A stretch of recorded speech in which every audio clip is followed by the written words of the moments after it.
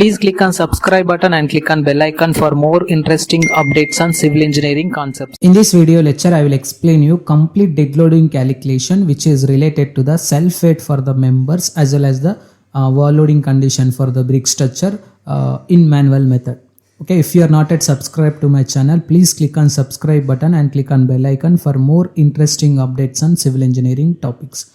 So firstly, I will explain you the dimensions for the structure, just I am considering here, and then after that I will explain you how to calculate the self-weight for the beam and self-weight for the column and self-weight for the slab.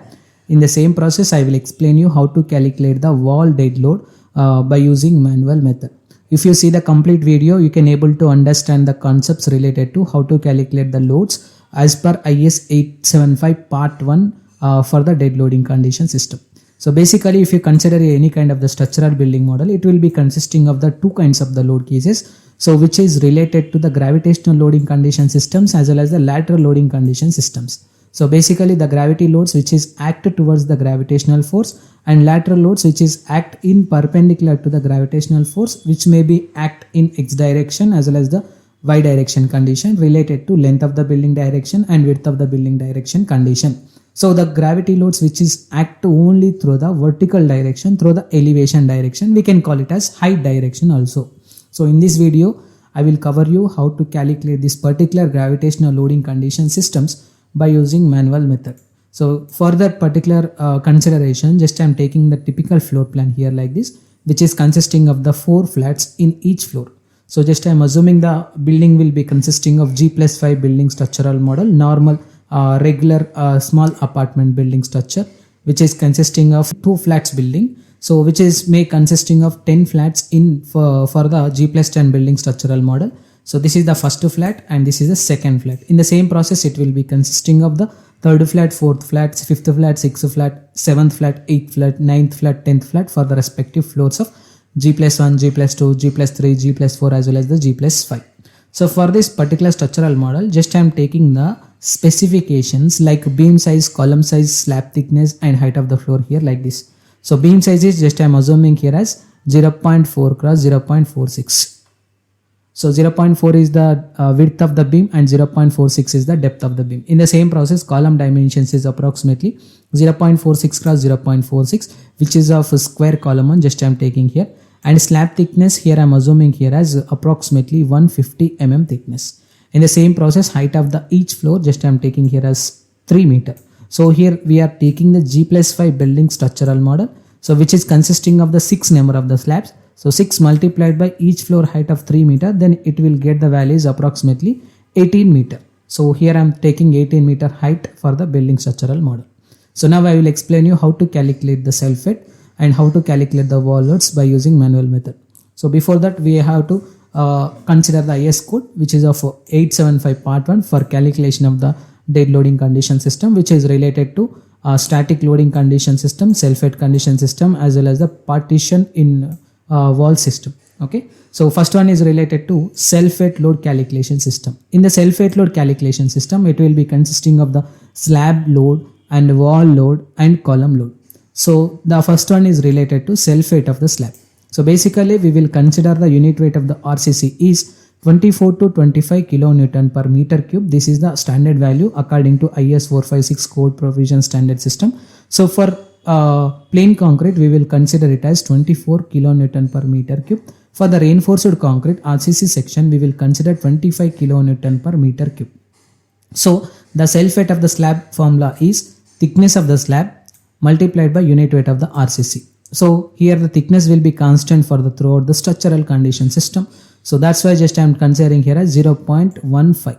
So here 0.15 is the thickness for the particular slab, which is of approximately of 150 mm here.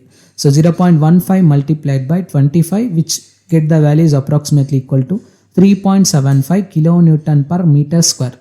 So this kilonewton per meter square value will be indicating that the value of the self-weight of the slab is acting as a area load. So this is the first calculation part regarding the self-weight of the slab. Now I will explain you how to calculate the beam self-weight. So in order to calculate the beam self-weight, we need to multiply the cross section of the beam with the unit weight of the RCC. So here, as per our consideration, we are taken that the cross section of the beam which is having the dimensions is approximately 0.4 cross 0.46. So if I multiply this cross section of the beam with the unit weight of the RCC, then it get the value is approximately equal to 4.6 kilonewton per meter value. So this is the uniformly distributed loading condition system, and this is the area loading condition system, which is, we can call it as plate load condition system. Now I will explain you how to calculate the column self-weight.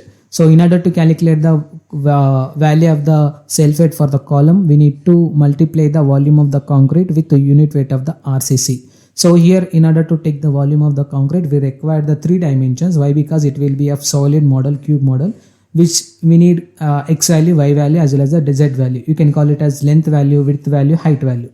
So here 0.46 and 0.46 is the length and width of the particular column, and if I multiply this value with 3 meter, then it will get the values approximately the volume. So 3 is the height of the particular column, and if I multiply this value with 25, then obviously it will get the values approximately equal to 15.87 kilonewton. So this 15.87 kilonewton is nothing but your point load. So this is your point load. Okay, so this is the process of calculating the loads for the column and section self-weight. Now I will explain you how to calculate the floor finishing load. So basically the floor finishing will be considered, which is related to tiles and marbles, which may have the thickness is approximately equal to 50 mm to 80 mm distance. So if I take the 50 mm is the minimum thickness for the floor, for the particular floor we need to consider the unit weight of the material which we are using. For the floor, obviously we will use the cement mortar. The cement mortar will be consisting of approximately 20 kilonewton per meter cube unit weight. So if I multiply the 0.05 value with 20, then it can get the values approximately equal to 1 kilonewton per meter square. This is also comes under your area load.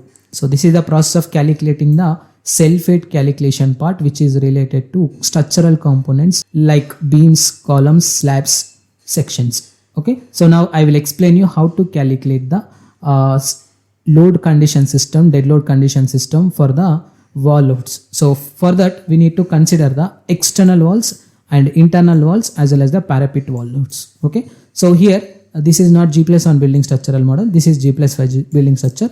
So in order to calculate the external wall loading condition, we have the formula, or any kind of the wall loading condition system, we have the formula like thickness of the wall and unit weight of the brickwork and height of the each floor. So this is the basic formula we will use for calculating the loads of the walls.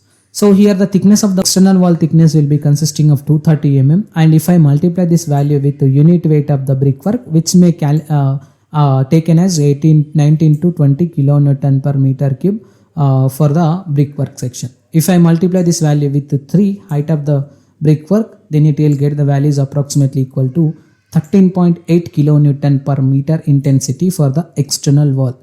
In the same process, if I take the internal wall or parapet wall loading condition system, the thickness of the internal wall multiplied by unit weight of the brickwork into height of the each floor. The thickness of the wall is 0.125 and unit weight is 20 and height is 3. Then it can get the value is approximately 7.5 kilonewton per meter.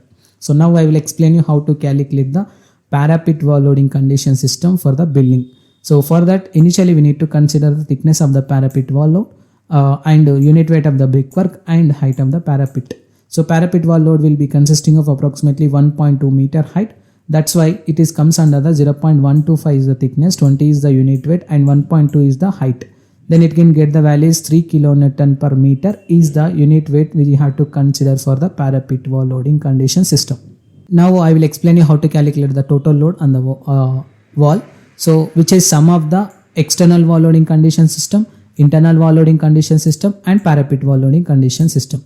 If I sum this value, then it will get the values approximately 24.3. So most of the people are asking me how I assigned 24.3 kilonewton per meter for the wall loading condition system. So hope you understand the concepts related to how to calculate the self-weight of the structural members as well as the wall loading condition dead load by using manual method. So if you have any queries about this video, please try to text me your questions in the below comment box so that I will give you the answer for that questions. And if you are not yet subscribed to my channel, please click on subscribe button and click on bell icon for more interesting updates on civil engineering topics. Thank you.